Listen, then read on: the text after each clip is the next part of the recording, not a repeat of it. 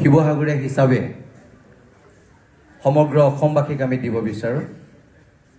যে এইখন শিৱসাগৰ আমাৰ শিৱসাগৰ, এইখন অসম আমাৰ অসম। এইখন শিৱসাগৰে ঐক্যৰ কথা কয়, সম্প্ৰীতিৰ কথা কয়। শিৱসাগৰে কেতিয়াও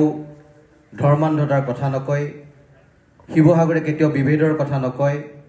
শিৱসাগৰে কেতিয়াও হিংসাৰ কথা নকয়, শিৱসাগৰে কেতিয়াও বিদ্বেষৰ কথা নকয়। আৰু শিৱসাগৰৰ বিভিন্ন প্ৰান্তত বিভিন্ন জাতি জনগোষ্ঠী ধৰ্মাৱলম্বী লোকে নিজকে চহকী অসমীয়া আৰু গৌৰৱী অসমীয়া বুলি একেলগে বসবাস কৰি অসমীয়া জাতি গঠন প্ৰক্ৰিয়াৰ পৰিকাঠামোটো অধিক তেওঁলোকে তুলিছে। এই মুহূৰ্তত বিভিন্ন কাৰকে ক্ৰিয়া কৰি অসমীয়া জাতীয় জীৱনৰ যিটো পৰিকাঠামো, সেই কাঠামোটোক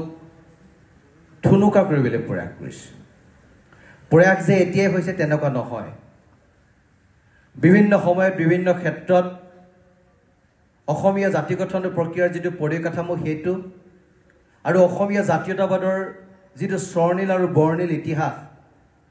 সেই ইতিহাসটোক শেষ কৰি অসমীয়া জাতীয় জীৱন, অসমীয়া জনজীৱন, অসমীয়া সমাজ জীৱনৰ লগত জড়িত প্ৰতিজনী ব্যক্তিকে ভাগ ভাগ কৰি চকু চৰহাই এইখন অসমত এটা বেলেগ এটা বিষবাস্প বিয়পাবলৈ চিন্তা নকৰা নহয়। সেই পৰিৱেশ যে আজি হৈছে তেনেকুৱাও নহয়, আগতো হৈছে। কিন্তু অসমীয়া মানুহখিনি ইমান সুচাৰ আৰু অসমীয়া মানুহখিনিয়ে অসমীয়া হিচাপে জীয়াই থকাৰ অসমীয়াৰ যিটো গৌৰৱ, অসমীয়াৰ যিটো ইতিহাস, অসমীয়াৰ যিটো তেজাল যি ৰূপ, সেই তেজাল ৰূপ আৰু ইতিহাসৰ কাৰণে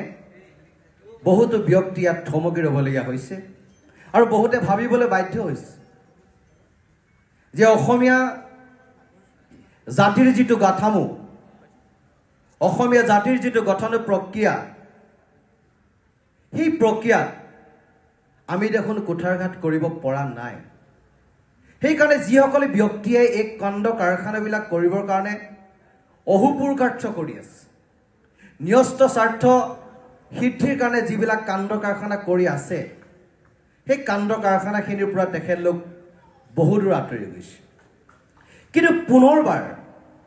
এক বাতাবৰণ সৃষ্টি কৰা হৈছে, পুনৰবাৰ এক সংশয় আৰু উদ্বেগৰ সৃষ্টি কৰা হৈছে যে বহুতে ভাবিছে যে শিৱসাগৰত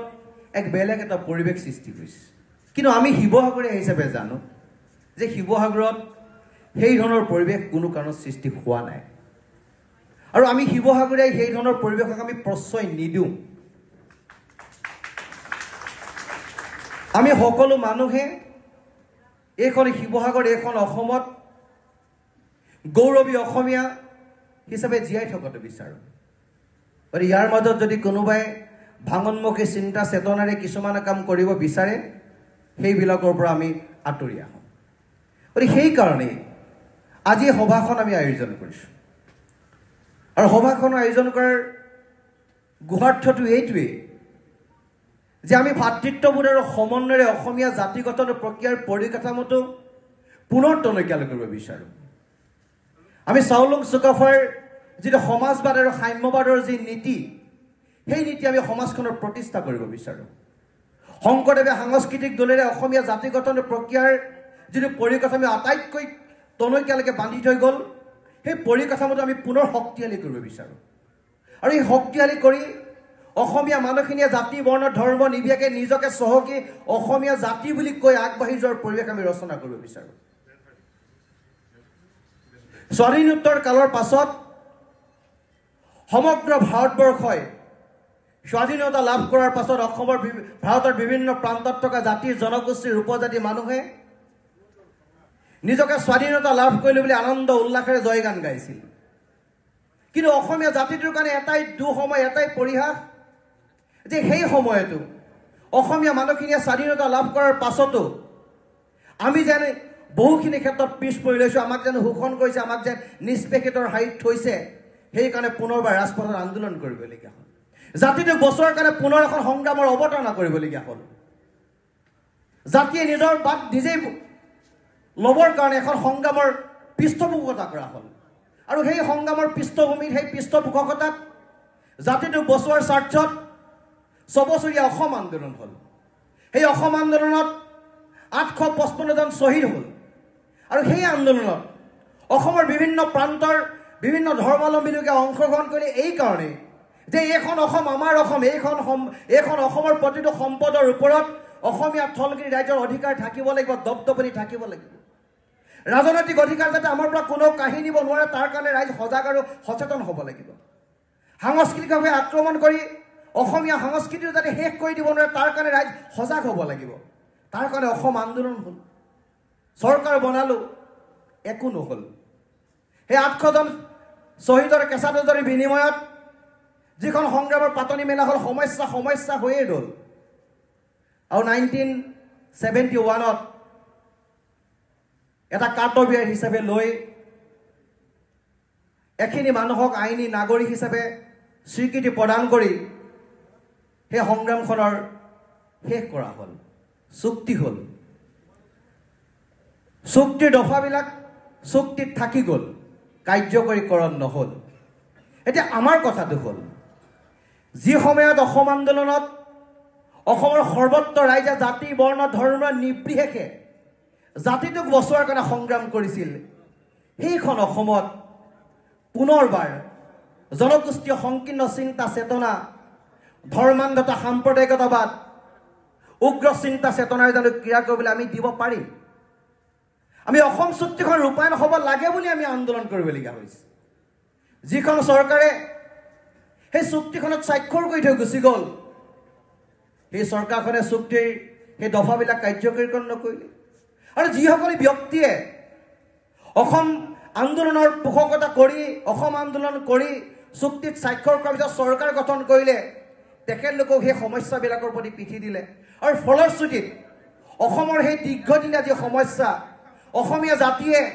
যিটোক লৈ সংখ্যা আৰু সংশয়ত বসবাস কৰিছিল সেই সংখ্যা আৰু সংশয় এতিয়াও জাতিটোৰ মাজত বিৰাজমান হৈ আছে সেইকাৰণে অলপমান কথাতে পুনৰ সচকিত হৈ উঠে জানোচা আমাৰ পৰা কোনোবাই অধিকাৰ কাঢ়ি লৈ গুচি যায় জানোচা আমাৰ পৰা কোনোবাই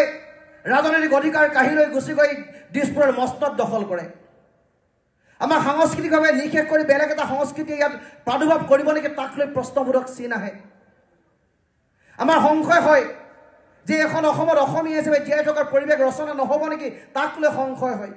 সেই সংশয়ৰ কাৰণে এই কথা বতৰাবিলাকে উকমুকনি দি থাকে আৰু তাৰ এটা বাস্তৱ ৰূপ আছে নথকা নহয় বাস্তৱ প্ৰেক্ষাপট আছে নথকা নহয় কাৰণ জাতিটোৱে দুৰ্যোগ ভুগি আছে জাতিটোৱে সমস্যাৰ সন্মুখীন হৈ আছে আৰু জাতিটোৱে আগবাঢ়ি যোৱাৰ ক্ষেত্ৰত বাধাৰ প্ৰাচীৰ হৈছে বহু ক্ষেত্ৰত আৰু এই বাধাৰ প্ৰাচীৰ ভাঙি জাতিটোৱে যদি উন্নতিৰ জখলাৰে আগবাঢ়ি যাব লাগে স্বাভিমানী খিলঞ্জীয়া অসমীয়া হিচাপে যদি প্ৰতিষ্ঠা লাভ কৰিব লাগে তেতিয়া সকলোবিলাক যিবিলাক বাধা আছে বাধাবিলাক ওফৰাই আমি আগবাঢ়ি যাব লাগিব কিন্তু এই আগবাঢ়ি যোৱাৰ এই ক্ষণত আমি সকলোৱে নিজকে জাতি বৰ্ণ ধৰ্ম নিৰ্বিশেষে সাম্প্ৰদায়িক কথা বতৰা একশৰীয়া কৰি থৈ ধৰ্মান্ধতাৰ কথা বতৰা একশৰীয়া কৰি থৈ আমি সামগ্ৰিক জাতিটোৰ হকে কাম কৰিব লাগিব তেতিয়া জাতিটো বাচিব তেতিয়া একেলগে থকাৰ আমি সাৰ্থকতা হ'ব তেতিয়া আমি নতুন এখন সোণৰ অসম গঢ়াৰ যি সপোন সেই সপোন বাস্তৱ ৰূপ পাব নহ'লে অসম ৰসাতলে যাব আজি অসমৰ বিভিন্ন প্ৰান্তত জনগোষ্ঠীয় চিন্তা চেতনাই ক্ৰিয়া কৰিছে বহুতো মানুহে পৃথকতাৰ চিন্তা চৰ্চা কৰিছে এইখন অসমত সাম্প্ৰদায়িক বাতাবৰণে অসমীয়া সমাজ জীৱনটো কলুষিত কৰিছে এইখন সমাজত আজিৰ তাৰিখত এই বিজ্ঞানৰ যুগতো এলান্দকলীয়া নীতি নিয়মৰ মাজত মানুহবিলাক আবদ্ধ হৈ উপাধিক লৈ প্ৰশ্নবোধক চিন অনা হৈছে উপাসনা পদ্ধতিক লৈ প্ৰশ্নবোধক চিন অনা হৈছে খাদ্য সম্ভাৰক লৈ প্ৰশ্নবোধক চিন অনা হৈছে সাজ পোছাকক লৈ প্ৰশ্নবোধক চিন অনা হৈছে গতিকে এই পৰিৱেশৰ মাজত সামগ্ৰিক আমি অসম আৰু অসমীয়াৰ কথা কৈ আমি আগবাঢ়ি যাব লাগিব তেতিয়াহে অসম বাচিব অসমীয়া বাচিব মই উদ্দেশ্য ব্যাখ্যা